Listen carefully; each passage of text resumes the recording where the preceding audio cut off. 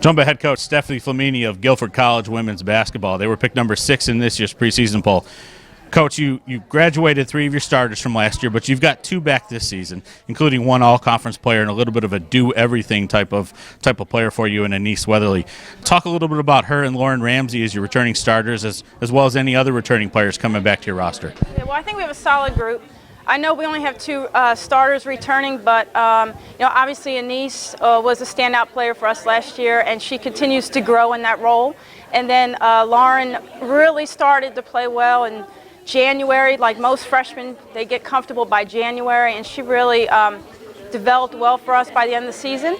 And then you have Heaven Walters, who's had plenty of experience. I expect her to be in the starting lineup, and Amy Steller, who played on torn ACL meniscus for half the year last year, who transferred in and absolutely could have started for us last year, and will start for us at the point guard this year. So I look at it as, we have a great group that we had last year that maybe they didn't start, but they could have, and now they're going to get that chance to kind of step in that role and really help us with our success. As it happens with all college programs, you have an incoming class. This year, I believe it's of 6 players. Talk a little bit about how they've been meshing with the returning players in your preseason practice and who you expect to step up this year, maybe in the mold of like Lauren Ramsey did last year, of where it took until the beginning of the new year for her to really make her way. Well, we have a great mix because, the returners have done a great job of stepping in and leading a little bit. And then you have the freshmen come in, they're strong personalities and they have great leadership qualities. And meshing together, the preseason has been great. I mean, it has been, I expect our freshmen to really contribute. They've brought a lot of enthusiasm. They work really hard, probably one of the hardest working. These practices, I haven't had to beg them to work hard at all. It's been great. They come in ready, they're focused.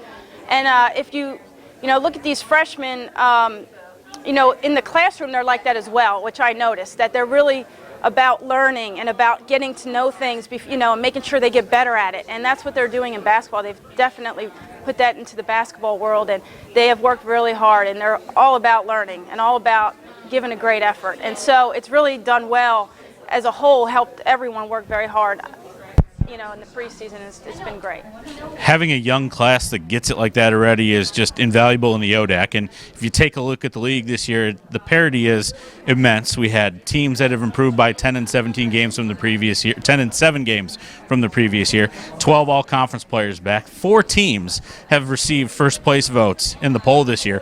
What do you see from the league this season? Well, when I was filling out the trying to fill out with my picks, it was very difficult. I thought, okay, obviously Lynchburg has the most coming back, and they have a lot of expectations, but after that it was like, even picking the number 1 team was tough. But after that it was like, I don't know who to pick next, because I think everyone it's just so much parity. I think it's going to be a great year. Anyone can win the championship. Anyone.